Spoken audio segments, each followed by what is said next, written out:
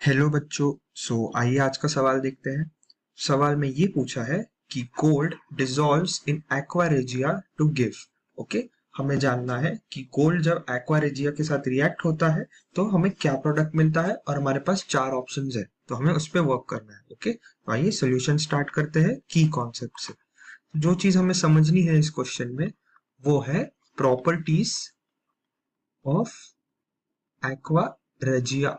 Okay, properties of aqua regia हमें समझना है कि एक्वा रेजिया होता क्या है। ओके, तो फर्स्ट पॉइंट, एक्वा रेजिया क्या होता है?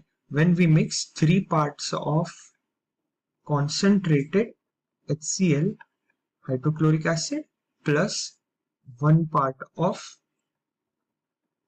Concentrated HNO3।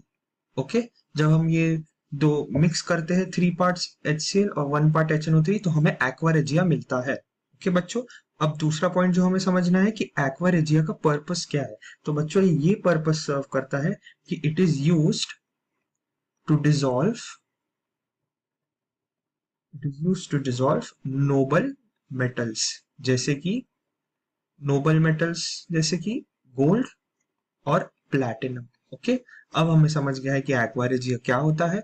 अब हम उसका रिएक्शन समझते हैं गोल्ड के साथ, जैसा कि क्वेश्चन में दिया है।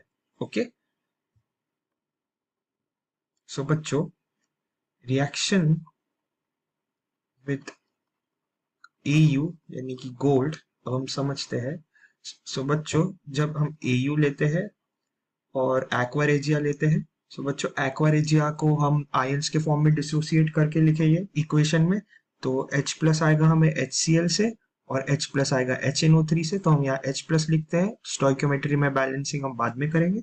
और हम nitric acid NO3 minus ion आएगा, नाइट्रेट आयन और क्लोराइड आयन, ये है हमारे रिएक्टेंट्स। और जब ये रिएक्ट करते हैं इसका मतलब गोल्ड डिसॉल्व हो रहा है एक्वा रेजिया में, तो ये रिएक्ट करेंगे तो हमें प्रोडक्ट्स में देंगे AuCl4 माइनस, उसके साथ NO, उसके साथ H2O। अब हम स्टोइकियोमेट्री के हिसाब से बैलेंस करते हैं तो 4H प्लस आएगा, यहाँ 4Cl माइनस आएगा और यहाँ 2H2O आएगा। सो बच्चों ये था हमारा रिएक्शन। अब हम ऑप्शंस के साथ कंपेयर करते हैं तो हमारे प्रोडक्ट में हमें मिलता है AuCl4 माइनस। बच्चों जब AuCl4 माइनस को H प्लस से रिएक्ट कराते हैं तो हमें मिल जाता है HAuCl4।